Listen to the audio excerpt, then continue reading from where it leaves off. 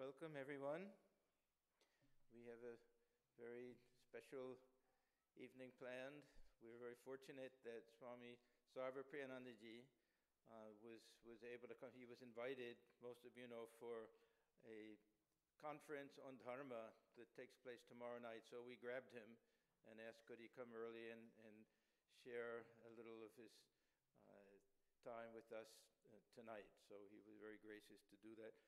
Many of you saw him when he was here earlier, about 2 years ago? 2 years ago. You were visiting at that time? So since that time, he came back again and was assistant at the Vedanta Society of Southern California. And very recently, he's been transferred to be the head of the West Side Center, the Vedanta Society of New York. So we're very happy that Swamiji could come. He'll be here today. Tomorrow night is the program. If anyone is interested, it takes place between 6 and 8 o'clock at the Johns Hopkins University Interfaith Center, and we should have some more flyers still out there. There's an online registration also, so they know how many people are coming. So Swamiji will be speaking tonight on self-enquiry, and then after that we invite everyone to come and join us for prasad in the basement.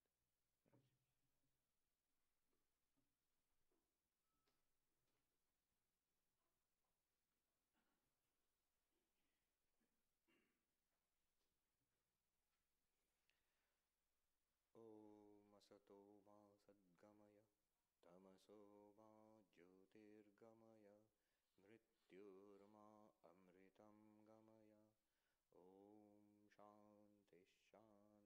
shanti shanti.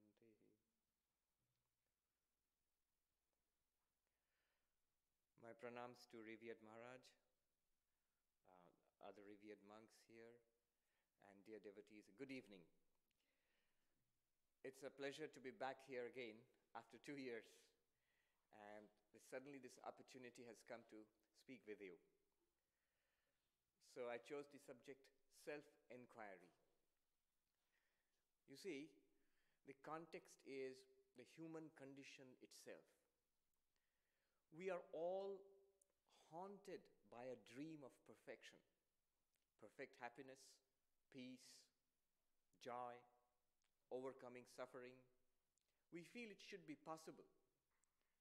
And this is what we are haunted by, and consciously or unconsciously we are chasing this. We have many projects. We chase it in many different ways. But that the dream of perfection is something that we all share. You may not call it perfection, you may call it a search for happiness, a search for truth, whatever we are looking for in life. But it's there in all of us. And Vedanta says it is true. What we are searching for, whatever we may call it, success, happiness, prosperity, whatever we may call it, it's not a false quest. It's not a fool's errand. There is something within us that corresponds to this search. But the thing is, we are looking in the wrong place. The big problem is, as we come into this life, and we look outwards, we search for that perfection, that central quest of our lives in the world around us. We search for it in money. The more we have, we think the happier we will be. We may say that, oh, I know money cannot buy happiness. We may say that, but we have this slight feeling at the back of our minds that, well, if I were a millionaire or a billionaire, I would definitely be a little happier. That I don't question. So that kind of feeling is there at the back of our minds. I was reading the latest Oxfam report on the inequalities in wealth, and it says that it seems that 6 people, not 6%, 6 people in the world have half the world's wealth. This latest report said, last year it was 60 people, now they're saying 6 people have half the world's wealth. It's incredible. They're saying that it's not enough to call it extreme inequality. They're calling it pathological inequality in the world. But then how much is enough? Billions and billions, and still it's not enough. One wants to keep on accumulating. Obviously, wealth is not where you find lasting, satisfying satisfaction or peace. In possessions, gadgets, cars, houses, possessions. And yet there also, where is the end to it? We've got iPhone 6 now, along comes iPhone 7. And I can guarantee there'll be iPhone 8 and 9 and 10 and so on and so forth. So there is no end to that either. And whoever has found satisfaction there, even if you're satisfied with it, Apple will make sure that you're not satisfied by bringing out another one which makes you feel bad about the one you've got. Not in possessions. People seek for real joy and happiness, especially in our world, in relationships. People think that there's an ideal of happiness, especially in this country, that there's romantic love which will give lasting happiness. And people think that it's possible. And this morning I was coming by train to Penn Station to take the Amtrak to Washington. And there are advertisements on the train. So there's this advertisement which said, it's interesting, it says, when diamonds are not forever, dash, divorce court. a divorce lawyer. Relationships. The most go into it with tremendous expectation and often ends up disastrously. Where do you find happiness? Where do you find that lasting peace which seems to be the deep quest of our lives? It seems nowhere, but there is a class of people actually who have found this. In history, we see all throughout history, there are these saints and mystics of different religions who claim to have found something that gives them deep and lasting peace and happiness. They are the only ones who claim to have found this kind of solution, this end to the quest. Nobody else has. The thing is, we are looking in the wrong direction. The Mundaka Upanishad says, Paranchikhani vyatrinat swayambhu tasmat parang pashyati nantaratman. The Lord has made our senses in His wisdom, has made our senses in such a way that all of it flows outwards. We see things out there, we hear things out there. So outwards, and we do not see what is within us. Vedanta, the central message of Vedanta is that what you're looking for all your life lies within you. In fact, it is you, your real nature. The essence of Vedanta can be stated in the so-called great sentences, profound sentences, Mahavakya. Tattvamasi, that thou art. Aham Brahmasmi, I am Brahman. I am Atma Brahma. This very self, this you, this person is Brahman, the infinite. Prajnanam Brahma, this individual consciousness here is actually the universal consciousness, pure consciousness. All of these, they mean the same thing. What we are looking for lies within us. We are looking in the wrong direction. It lies this way. This real self of ours, which is the goal of Vedanta, it's always there with us, all the time. And that, according to Vedanta, is a real goal of religion. All religions, all spiritual paths lead back to what is already within us. I remember something funny. I mean, this quote, I used it once too often. This is something which I like very much. It says, what lies behind you and what yet lies ahead of you in life. That means what has already happened in your life and what's going to happen in the rest of the years of your life is as nothing compared to what lies within you. Right? It's such a beautiful way of expressing the non-dual truth, Vedantic truth. What lies behind us in our lives and whatever will happen in our years ahead is nothing, neither the good nor the bad, none of it compares with the infinity that lies within us. So I used this quote once too often, and then I had to suffer the consequences in Santa Barbara. So a devotee gave me a card which says, and it exactly says the same thing on top of the card. What lies behind you and what lies ahead of you is as nothing compared to what lies within you and ... Open the card. What lies inside the freezer? So in the freezer, we went there and they had put ice cream in the freezer. But this gives rise to a special problem.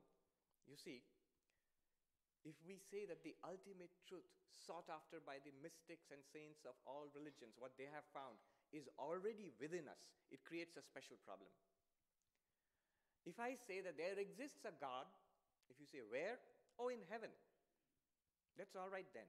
Because if that ultimate reality is here and now, then the question will come that, why don't I experience it if it's here? If there is a God in heaven, I at least have an excuse. You don't experience God here because God is in heaven. I was driving along in some place, and there was a big billboard which says, heaven is a place. If heaven is a place, that's good in a way, because then you can claim that, yes, heaven is real, you have to believe in it, and you will go there. You don't experience it now because this is another place, and that's heaven, that's another place, and there's a third place for you if you're naughty. So these are different places. Since they are different places, it's no wonder that you do not experience them now, because they're elsewhere. Something that is separated from you by distance, some other place. You have to go there to experience it. So there is a post-mortem kind of religion, where it says that if you follow this, then you'll be rewarded or punished after you die, post-mortem. And then you go to the promised heaven or the threatened hell or whatever. And you can believe in it or choose to disbelieve in it. But the problem arises when you say Brahman, the infinite spiritual reality which Vedanta speaks of, is everywhere, all the time. There's nothing that is different from Brahman.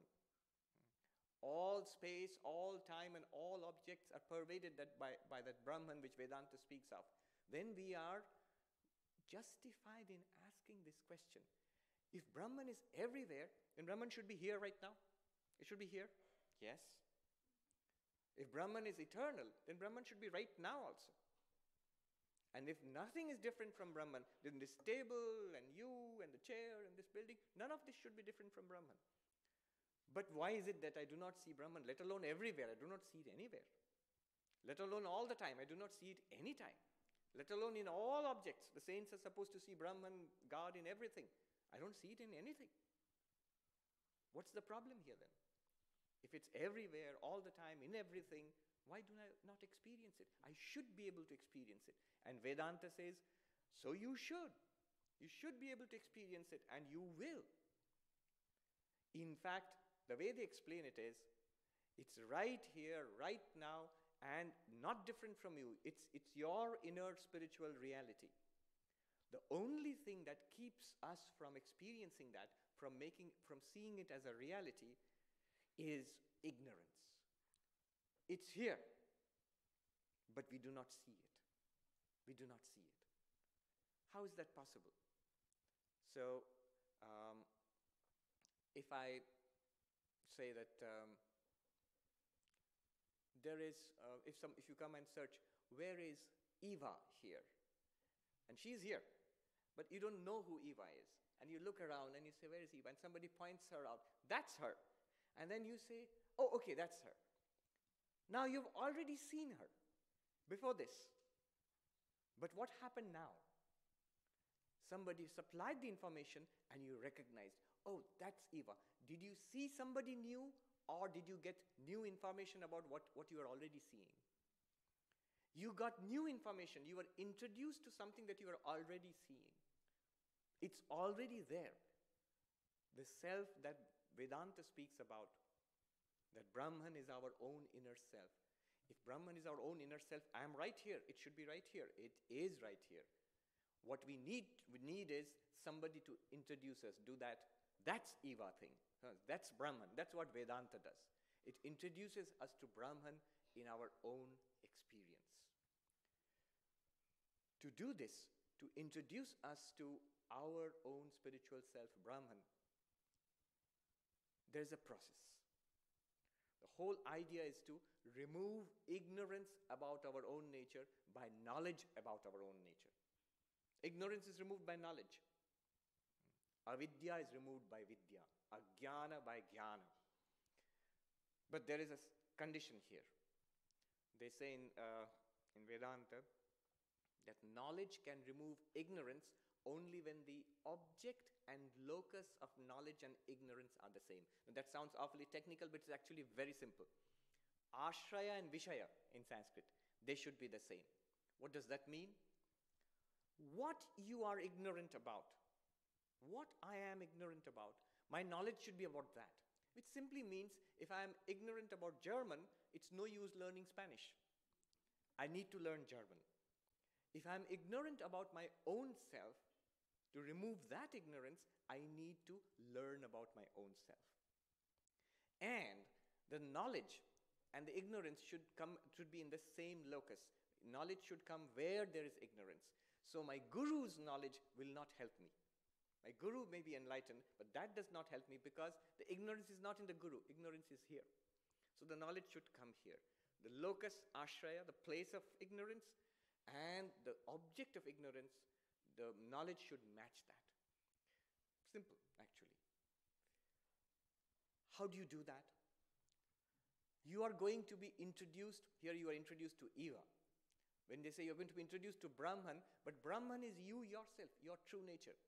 So you're going to be introduced to yourself. You might say, I'm here. What do I need introduction to? I need introduction to people I do not know. But Vedanta says, we do not know ourselves. Vivekananda in this country, I remember in one place in Complete Works, there's a reminiscence about Vivekananda by an American disciple. She says Vivekananda would sometimes look at us, Swamiji would look at us and say in a tone of pathos, if only you knew yourself as you truly are. If only you knew yourself as you truly are. That's what Vedanta is going to do. It's going to introduce us to ourselves. It's going to show the treasure hidden within. There's a beautiful song in Bengali which says that people of the world, they sit on the shores of an ocean of nectar and they are dying of thirst because they don't see it. They don't see it. They scrabble about in the sand trying to find sustenance and they cannot. They die of thirst. That's what we are doing in life. We are scrabbling around trying to get satisfaction. I remember this Swami in the Himalayas. I used to go and study Ashtavakra Gita with him. A strict non-dualist Swami in the tradition of Totapur. He was also Punjabi. I don't know if he's still alive. We used to sit at his feet. I and some other monks, we would go and study. And I used the Ramakrishna Mission publication of Ashtavakra, which is a translation, Nitya Swarupanji, into English. And the monks there they looked at it and they were surprised. In Hindi they said, Acha, Angrezi mein Ashtavakra, dikhaiye. You have an Ashtavakra Gita in English, let me see it. He said to us that one day a television crew came to Gangotri and they wanted to, because the Swami had never seen television, they wanted to put up a show for him. So they put a TV set in front of him, they cranked up a generator, pointed the camera at the river, and the Swami said, I saw everything. Oh monks, I saw the river and I heard the gurgling sound of the river water. Sab dikhta hai Mahatma ji, kal kal pani ka shabd bhi sunai deta hai. And he says, everything is, I can see that. The river in front of me, in the TV, in that box. He says, then I said to the film producer, the director, I said, sir, can you give me a glass of Ganga water from there? Babu, ek gilas Ganga pani dijiye. And they laughed at him and they said, oh Swami, what are you saying?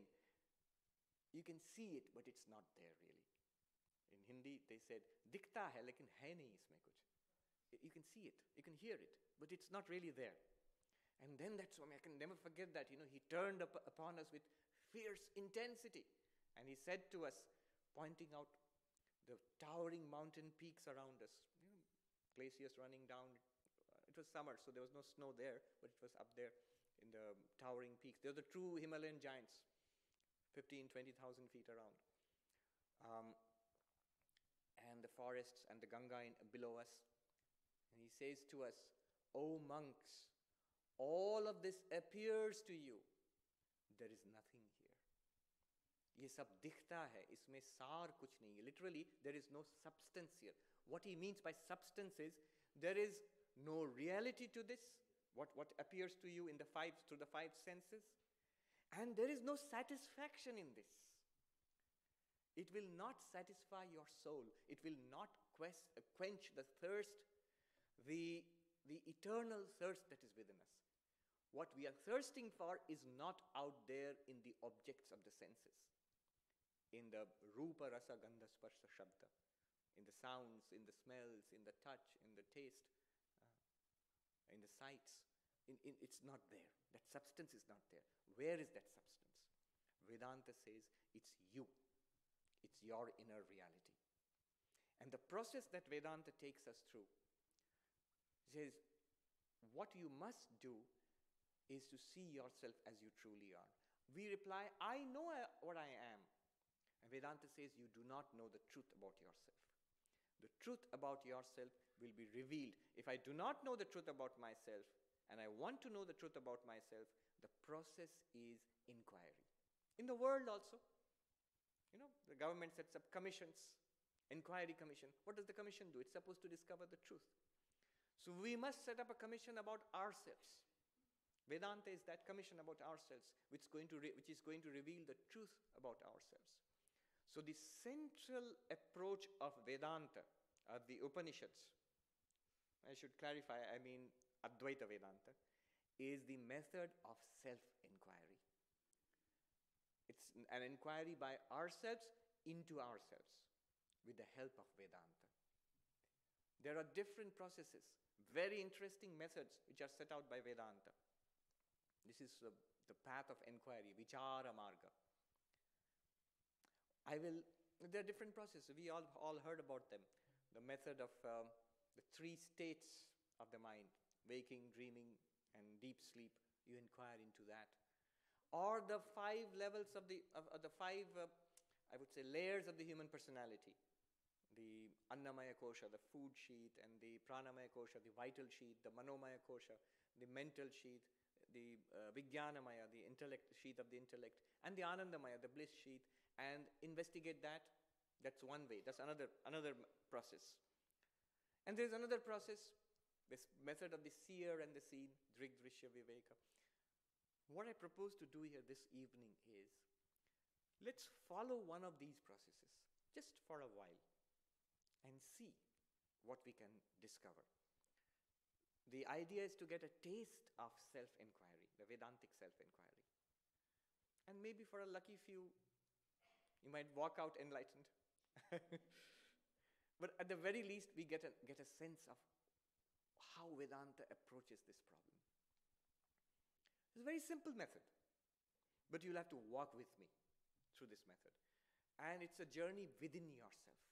It's a journey within ourselves. What are we going to do? Inquiry about the self, about you. People say Vedanta is a dry and boring subject. I say it's the most interesting subject of all. Why? Because it talks about that which is dearest to you yourself. What's the subject which interests us the most? Ourselves, we. And Vedanta takes that up. There's another objection, that it is too difficult. It's too difficult.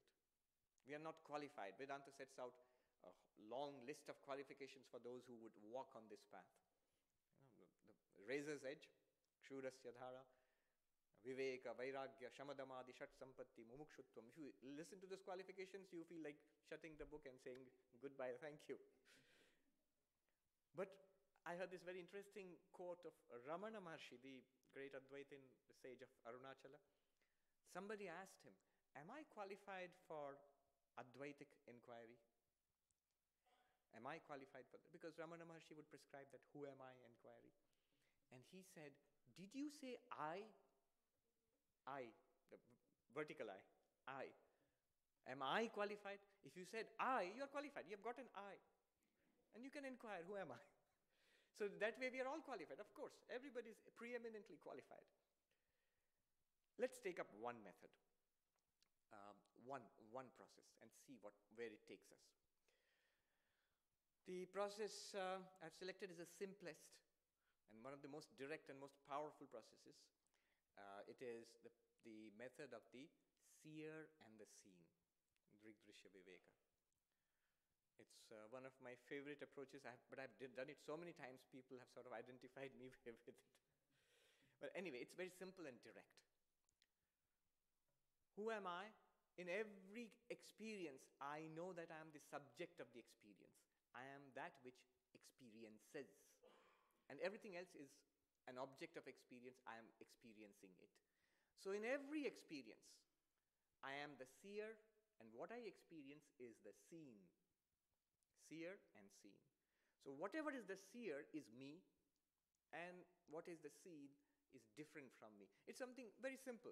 When you are looking at this, you are different from this. Your eyes see this, and therefore your eyes are different from it. If it were not different, if it was not a different entity apart from your eyes, you wouldn't be able to see it. In fact, the only thing that our eyes cannot see are the eyes themselves. The limits of our vision are not out there as we would think. They are here. We do not see our own eyes. So, the seer and the seen must be two different entities.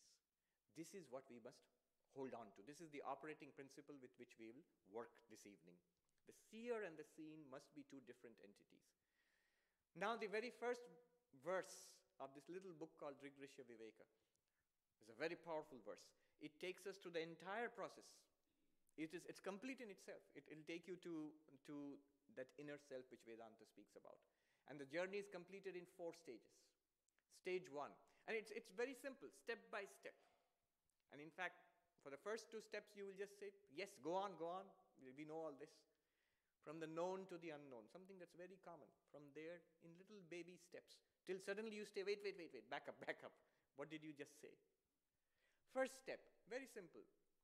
Rupam drishyam lochanam drik. The forms, rupam literally means color, but also you can extend it to whatever you see, the forms. Rupam drishyam. All the forms are the seen, and the eyes are the seer. You may say, wait, eyes are not the seer. I am seeing through the eyes. Don't even go there. Baby steps, very naive, simple approach. Eyes are seeing, and the world of forms is seen. And very clearly, the world of forms is different from the eyes. The eyes is something different, the world of forms is different. 1. And also note, just by the way, the same pair of eyes sees myriad different forms, thousands of forms. Since the morning till now, how many shapes and colors and things you have seen with the same pair of eyes? The seer is one, by which I don't mean that we are one-eyed, but the same organ of vision. The seer is one, the seen are many. Another thing, let's notice. The seer remaining the same, relatively speaking, the seen keep changing. Imagine how it has changed since the morning. You woke up and saw something, then you came out, you went to work, and then you came here, you're seeing something now, afterwards you'll see something else. What you see continuously keeps changing. That which sees, it's the same eyes. The same eyes, remaining the same, more or less, they keep seeing different things. The seer and the seen are different. The seer is one, the seen are many. The seer is relatively unchanging, and the seen keep changing. These things will become important later on. That's stage 1. And at each stage, you should do one thing. You should note that it's a fact. Is it not a fact that you are seeing this with your eyes? It's a fact. Take it in a very simple way. It's a fact, yes. Each stage you should see it's a fact, not theory.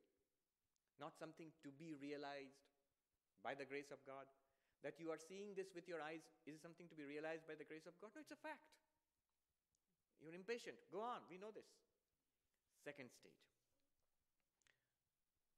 Tadrishyam driktu manasam.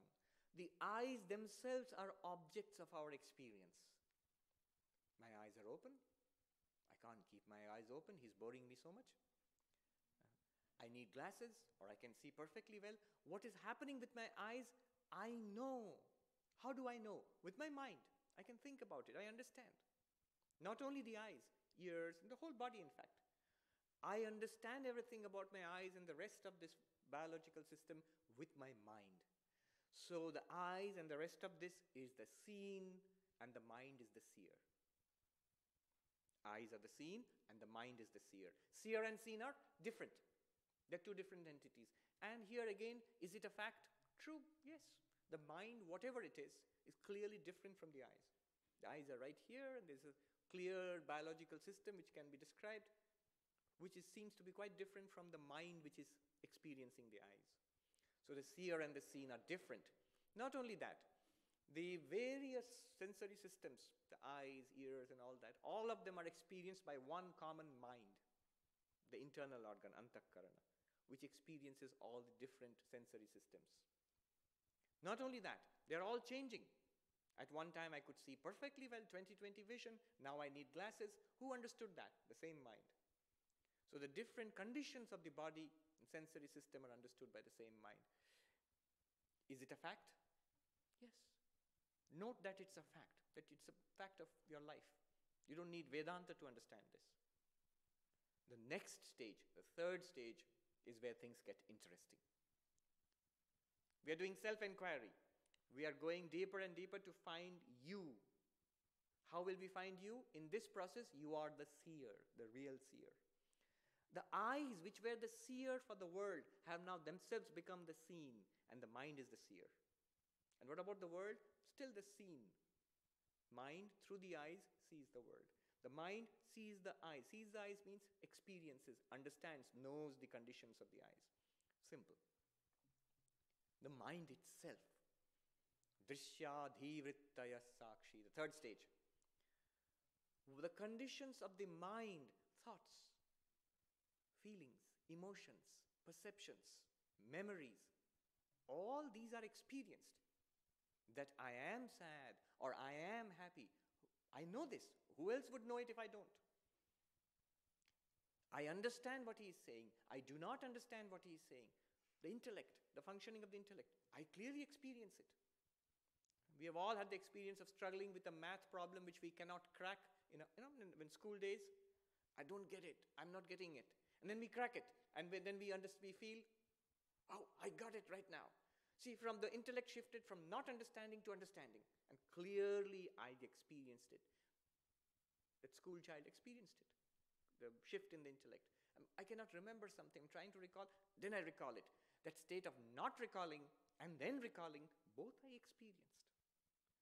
So memory, intellect, emotions, perceptions, all the stuff that is in the mind, all of it is experienced.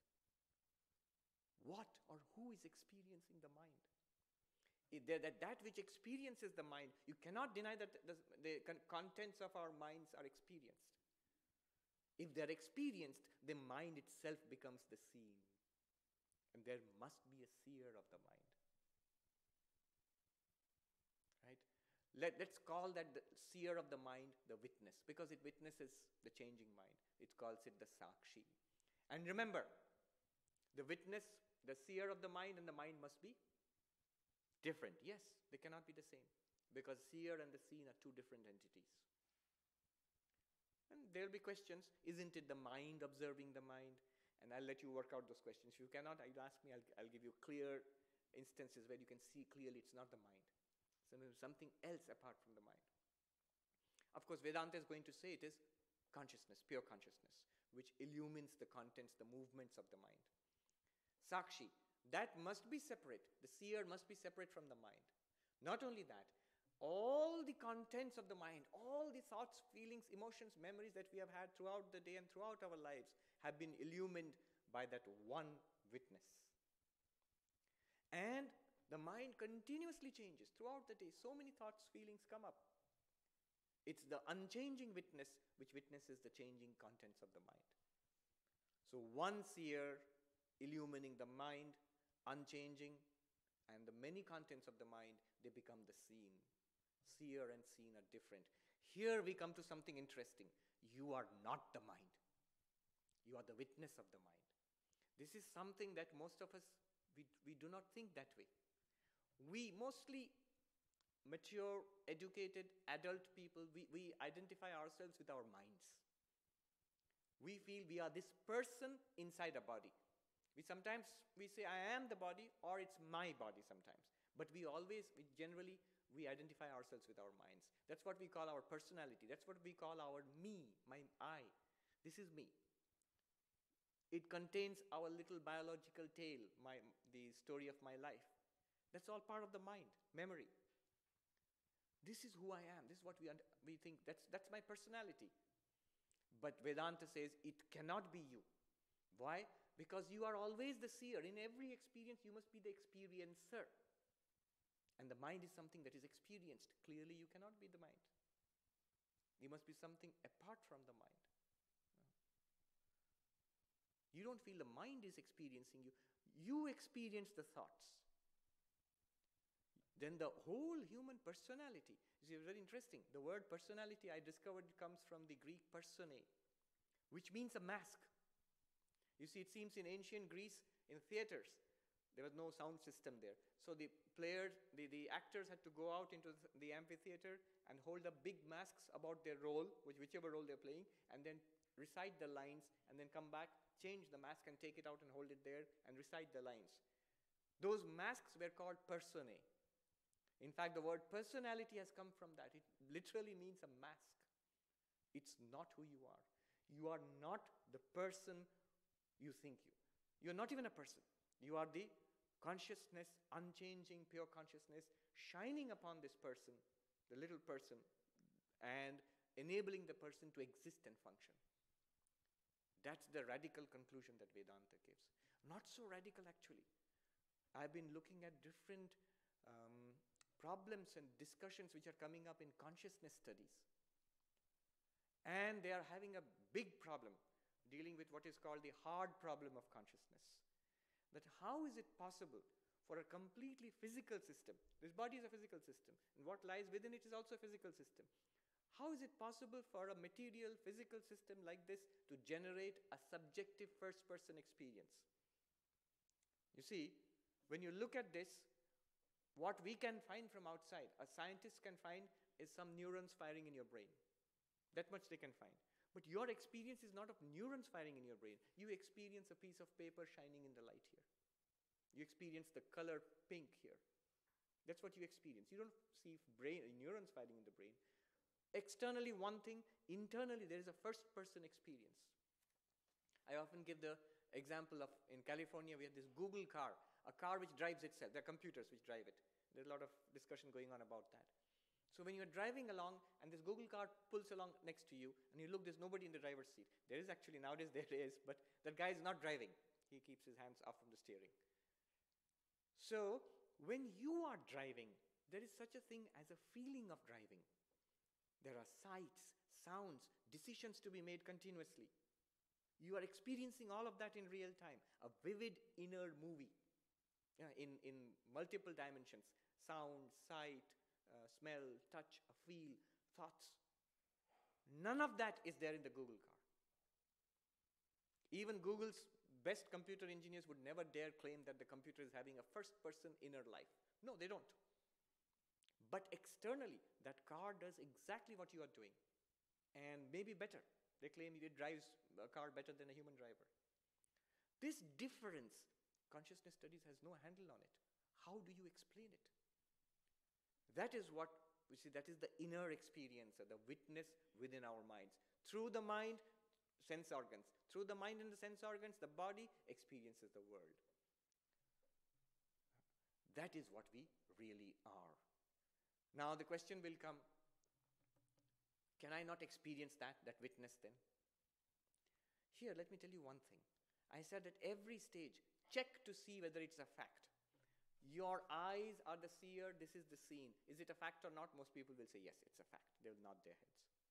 Mind is the seer, eyes and the rest of the body is the seen. Is it a fact or not? Can I know my body? Yes, I can. Mind is the seen. You are the witness of the mind. Most people at this point would say, that might be so, but I have to do a lot of sadhana to realize that. Vedanta at this point says, it's as much a fact right now as this eyes seeing this piece of paper. It's a fact right now. And the struggle is to recognize a fact as a fact. We are so tied up with the mind, and through the mind, the body. Once you get tied up with the mind, you're tied to the body also. Sukshma Sharira, Sthula Sharira. They're closely linked. That it's very difficult for us to metaphorically step back and see the mind as an object like this. That's why the fourth stage says, Drigeva natu drishyate. The seer, the witness, never becomes an object of experience. Can we never know it then? You cannot know it as an object. If the whole idea of self-enquiry was to know the self, now are you saying that we cannot know the self? Should I not have taken the trouble to drive up here to the Vedanta Society this evening? No. In fact, what it says is you cannot know the self as an object, but you do know it as yourself. You are it. There is a way of knowing as an object and a way of knowing as being. You know, the difference between if a doctor examines the contents of the stomach and with this enzyme and these secretions and comes to the conclusion finally after looking after all the reports, this person is hungry. And the person can say, yeah, I know, I feel it, I'm hungry. That's a subjective report of an objective finding, you know. So internally, that's another way of knowing by being something. You are this consciousness. You shining, everything else shines.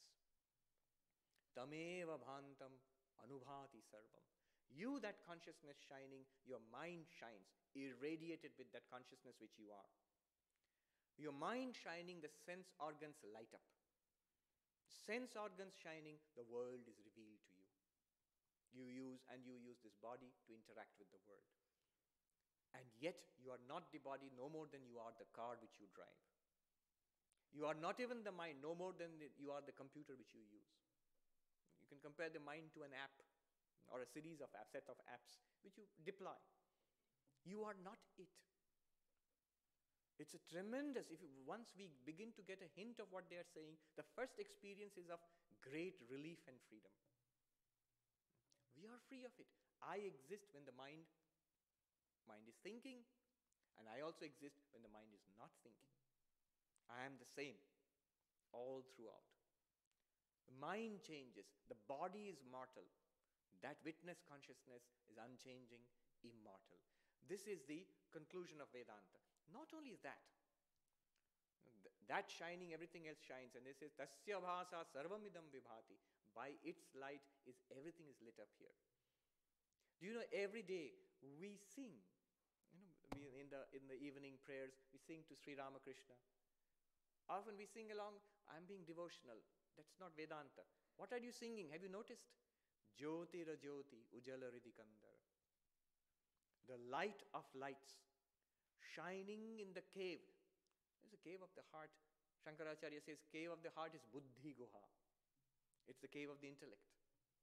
That consciousness which Drigdrishya Viveka speaks about, the sakshi, the witness of the mind right now, your real nature, is exactly what you're singing here looking at Sri Ramakrishna. Jyoti ra jyoti. Just today in the morning in the center in New York, we were chanting early morning prayers. We were chanting Buddhescha sakshi nikhilasya janto yo vetti sakalam nachayasya vetta. The witness of the buddhi of all beings. Buddhescha sakshi nikhilasya janto. Of all sentient beings, there is a conscious witness which is common to all beings. Yo vetti sakalam, which illumines and knows everything. Nachayasya vetta, for which there is no other knower, because you cannot make the knower an object. And we are chanting, I bow down to Ramakrishna, who is in this form. We think it's something very devotional, something out there. You are bowing down to your own real nature, exactly what you really are. When we do not grasp it directly, we make it into a god to be worshipped. That's the next best thing we can do. So, Vedanta says it's in this consciousness that the world shines. As we think about it, this is only the opening movement in a very grand symphony. The next step is even more grand. As we think of this again and again, we identify ourselves more and more with the witness consciousness, unchanging witness of the mind and body. Then a remarkable thing begins to happen, something new. You begin to see that the world, the body, and the mind are things which arise and exist and disappear in that consciousness, in that ocean of consciousness which you are. These are like waves which arise. It's not like light and an object. There is a light and here's object. Light comes and illumines the object. So is my consciousness like that? I am consciousness and I illumine these objects? No, not like that. You begin to feel all the objects are actually in consciousness. It's not that consciousness comes and illumines an object. It's rather all this, whatever is the scene, the universe, the body, and the mind are in consciousness. They are not different from consciousness, no more than the waves in the Atlantic Ocean are different from the ocean. It's not that there is an ocean, there's water and there is a wave. Oh no, you cannot show me the wave apart from the water. In the same way, all that is experienced in consciousness is not different from consciousness. We begin to get the intuition of that. And Vedanta says, you are intuiting correctly. Ayam Atma Brahma. This very consciousness which you experience as your inner witness is none other than Brahman, the ground of the universe. The whole universe is kalpita, is imagined, is an appearance in this ocean of Brahman, which you are. That's the meaning of Tat Tvam Asi. I could go on, but I'm sure there'll be questions in your mind. If you have any questions at this point, do you? Yes, there's a question there. We have got, I think, 5 or 10 minutes for questions.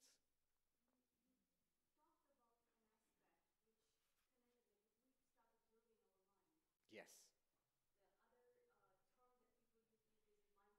Yes.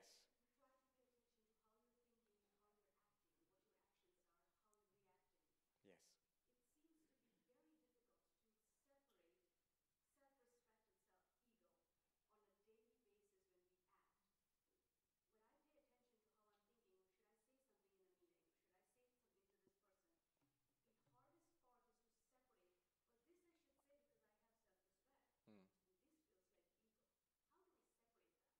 Okay. I'll answer in the context of what I've been saying so far. Here is something interesting. When you have mindfulness, another name for that would be a kind of introspection. When you look and watch, not just the mind, you'll start off with something simple like the breath. You're breathing in and you note that you're breathing in. You're breathing out, you note that. It's a vipassana practice in Buddhism. And from there you go a little more deeper into the sensations which are arising in the body, anchoring yourself in the breath. Then you go deeper into the thoughts and emotions which are arising in the mind. That's subtlest. And you are aware of that and you note what is arising in it. You know what's the difference between this and the Vedantic approach which I just said? The difference is this.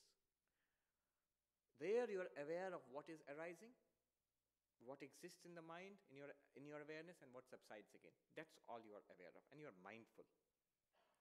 What Vedanta says precisely at that point is, what is aware of all of this?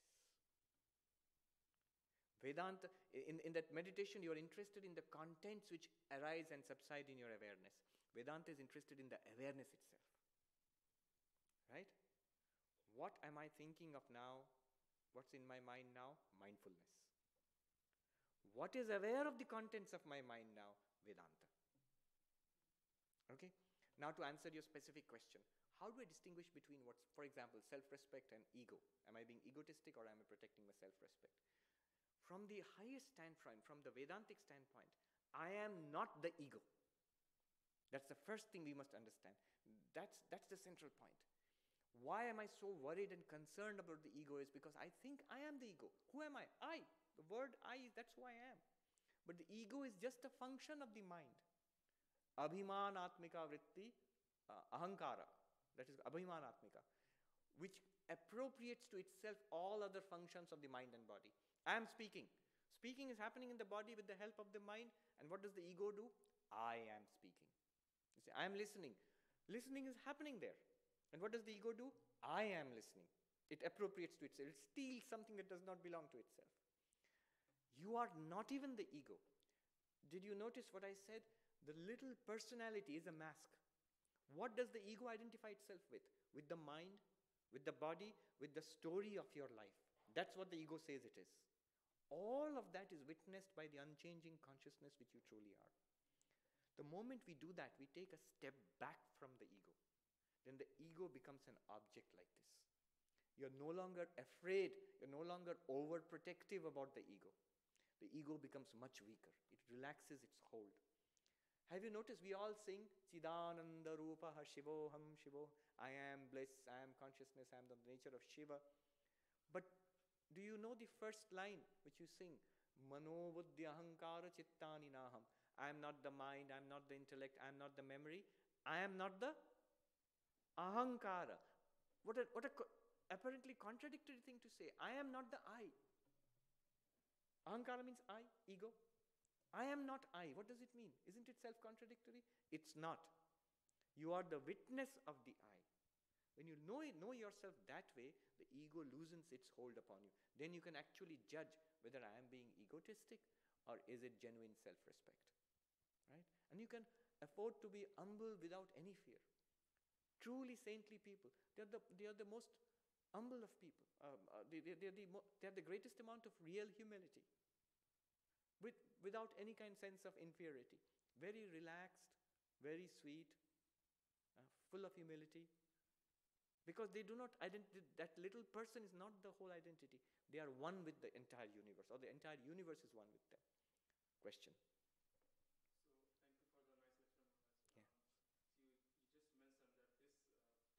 So thank you for the nice lecture, Maharaj. Yeah. You just mentioned that this table, this chair, this wall are all Brahman. Yes. So I think you're talking about the existence part of the Brahman. Yes. And then you say you are witnessing it. Yes. That's you are talking about consciousness part of the Brahman. Yes. How about the bliss part? Right. Now, look at the language. It's not a part. I'll just make a point there. What it is in itself is very difficult to say. It's beyond language. But it is definitely the very existence of all things that exist. The existence itself is called Sat. That's the existence aspect of it, of Brahman. Because existence, Sat is not a part of Brahman. It's not like this table has got parts. So there's one part called Sat, another part called Chit, another part called Ananda. It itself is Sat, it itself is Chit, it itself is Ananda. All things that exist borrow their existence from Brahman. And therefore, because nothing could exist without Brahman, I mean, literally, logically speaking, what can exist without existence? Nothing can. So, Brahman is called existence absolute. Swami Vivekananda said, not that it exists, it is existence itself. Now, as you rightly pointed out, you notice that aspect in everything in the world. After all, what is has to have existence. And you notice another aspect in yourself. Not only do you exist, not only do inside when we look at ourselves, not only do I exist, but this existence within me shines. That is Chaitanya, consciousness. In every experience that we have, it borrows, the mind borrows consciousness from Brahman, from the Atman, and enables that experience. That shining, everything. When you say shining, the consciousness aspect comes in. And in every joy and happiness and meaning and value in life that we have and that we chase, that we want to possess, all of that, that joy, that value, that meaning, that bliss is borrowed from the Ananda aspect of Brahman. One way of explaining this is, one way I've come across, is that everything borrows existence from Brahman, from Sat. Every thought, experience, thoughts, feelings, emotions, only in the mind do we find the appearance of the consciousness aspect of Brahman. Only in the mind. Which mind? Your mind. Right? You say, why? In all minds here. But you do not experience the consciousness in all beings. All you experience here are the bodies. If you are a telepath, you would experience their minds. But the consciousness in all beings never becomes an object for your experience. So, consciousness is experienced by us only in our minds. And in the sattvic mind, happiness is experienced, bliss is experienced. So, this is another way, the bliss aspect manifests in the sattvic mind. Now you have any name and form manifests the existence aspect, Sat. Only a subset of these names and forms called the minds, Antakarana, subtle body, manifests the Chit aspect of Brahman. And a further subset of the mind, when the mind is in sattvic state, it manifests the Ananda aspect of Brahman. Ananda itself, you cannot have Ananda without Chit and Sat. You cannot have Chit without Sat. Right? So, Sat, Chit, Ananda are the same thing, but depending on what medium you're experiencing it in, you can have only the experience of Sat, borrowed Sat, or the experience of Sat and Chit, or the experience of Sat, Chit, Ananda. That's one way I found of explaining this. Yes.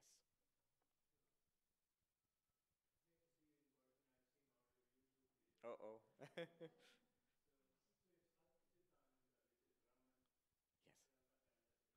Yes.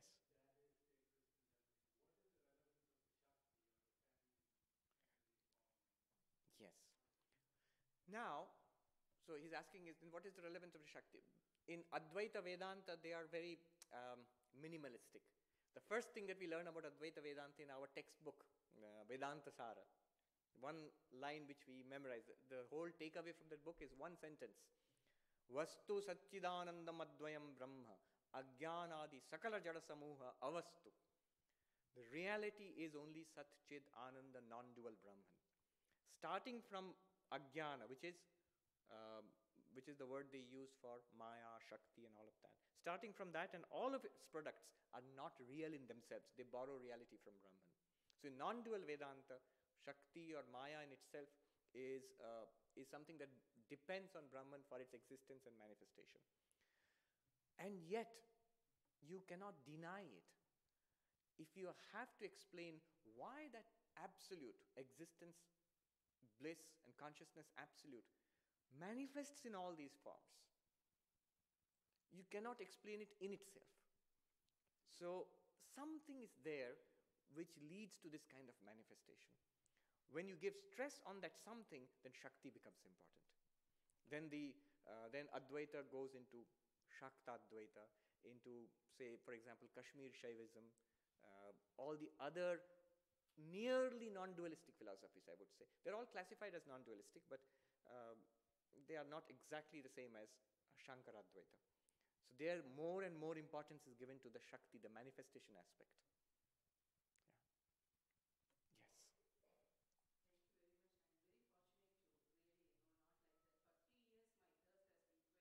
Thank you very much. I'm very fortunate to really, not like that. For 3 years, my thirst has been quenched. Thank you. And there are, I think,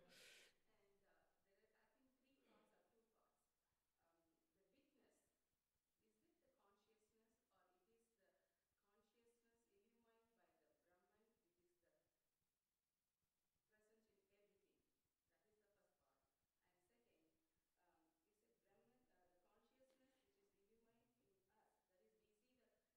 illumined in us, that is, we see the consciousness that is not different from the consciousness of all the other things we see outside. Yes. So this is irrespective of the forms, name and forms and everything. Yes. And how do we really, because the karmic action,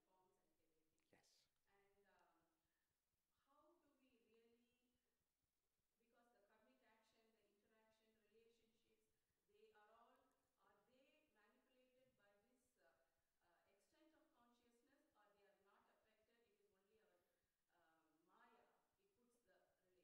Well, okay. And third part is, They're all big questions. They all deserve a separate class each. Yes, but ask, please do ask.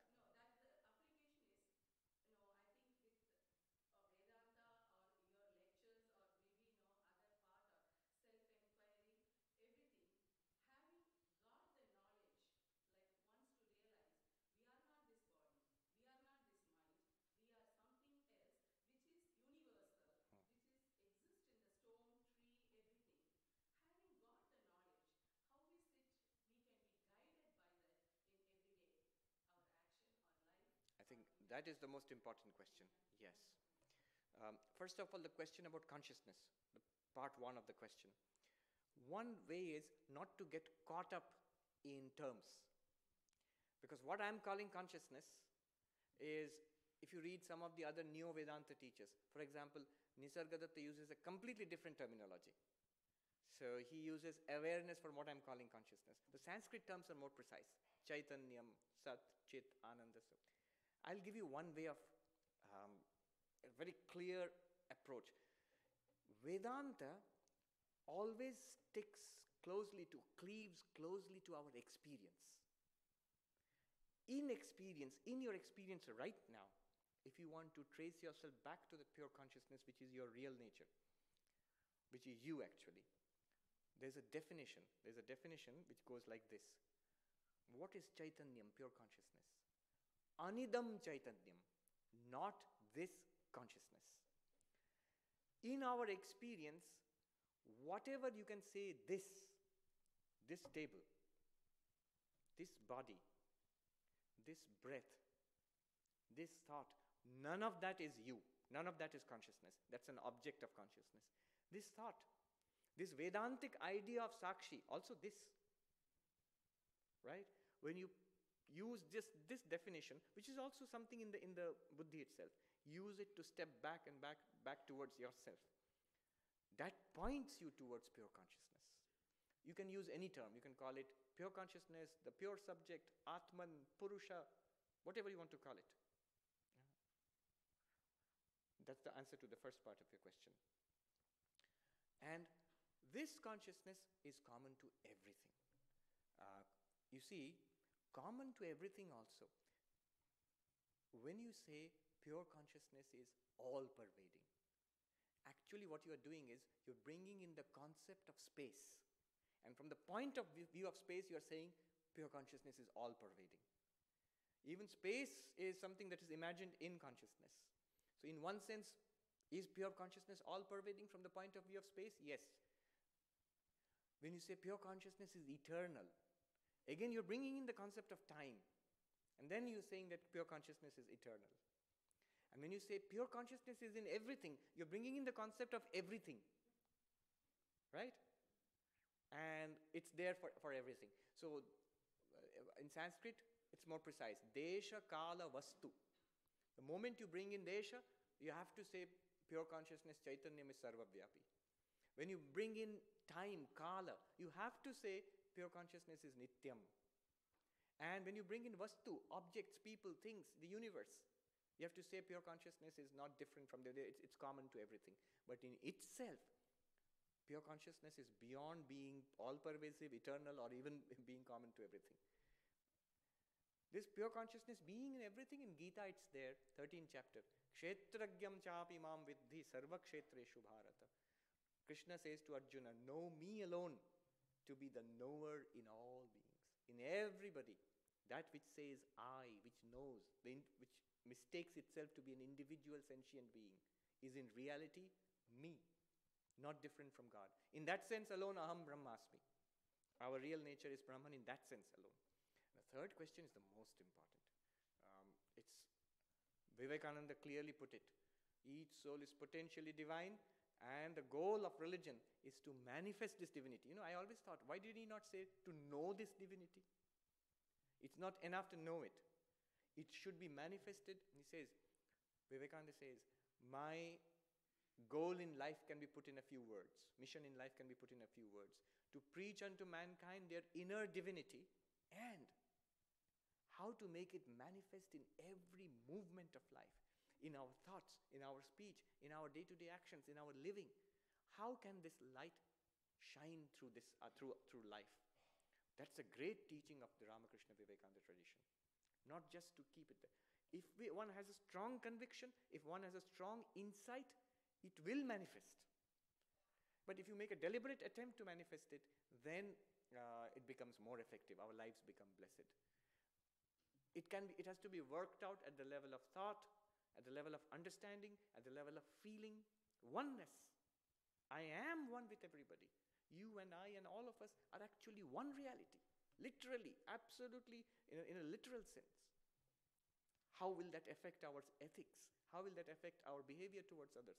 Tremendous effect will be there. Has to be there.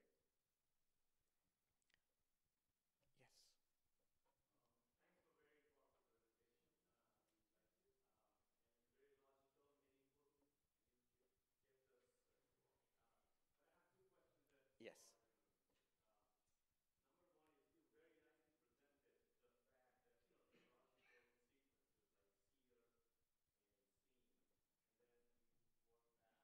Yes.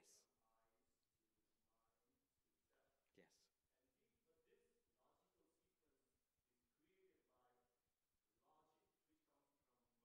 From intellect even, yes.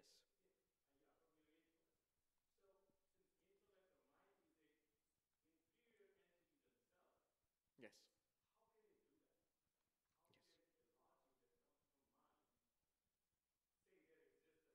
Yes. Yes. Yes. Last one.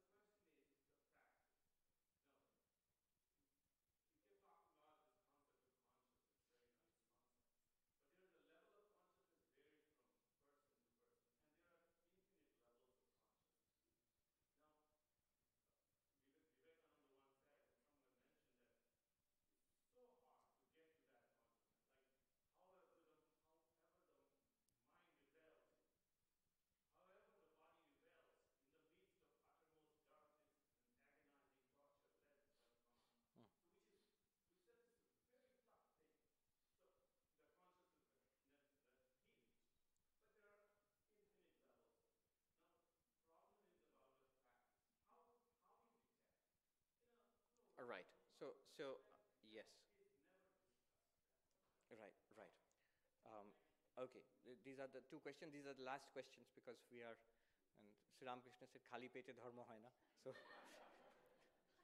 consciousness is becoming weaker now without in the lack of food. But let me take the last one first. The question about practice.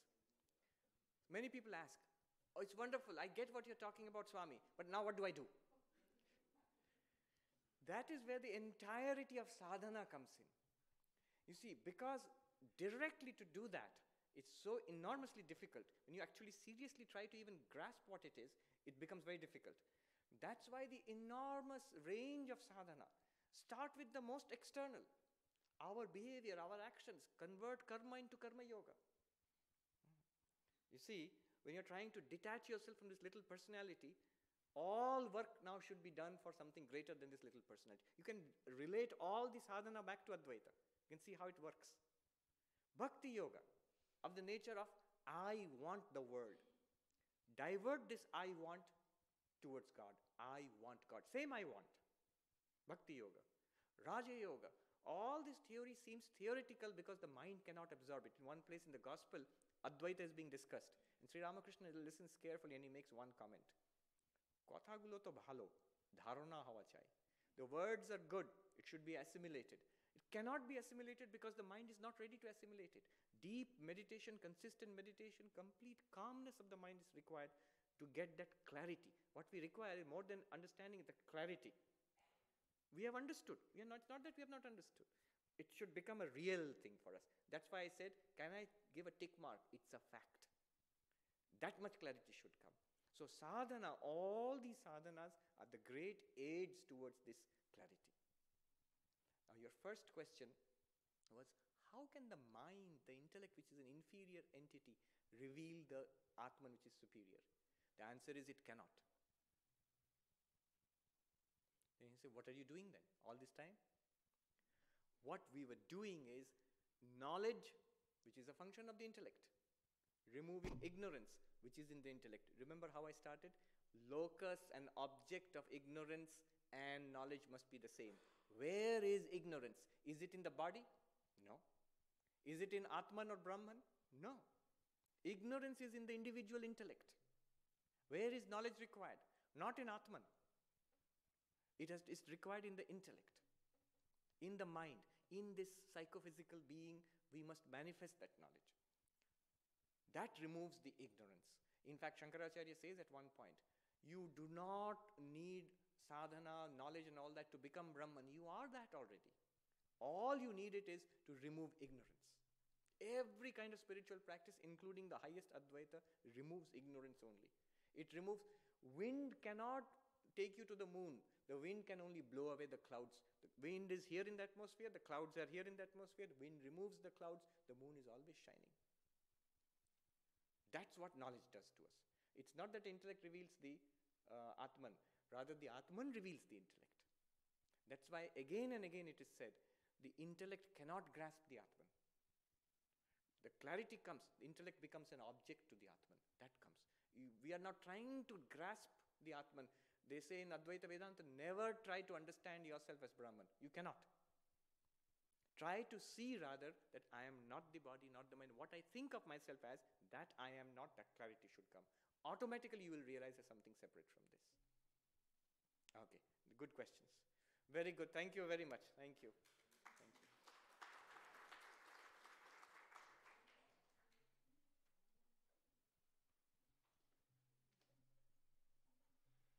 So now that Swamiji is not so far from us, New York, we hope that he'll come every once in a while. He's very busy, of course. Now he has a big center to run by himself, but still not so big. But in any event, we hope that Maharaji, that you'll come back whenever you can. Really a great joy to listen to you. Thank you so much. Everyone, please join us in the basement now for dinner.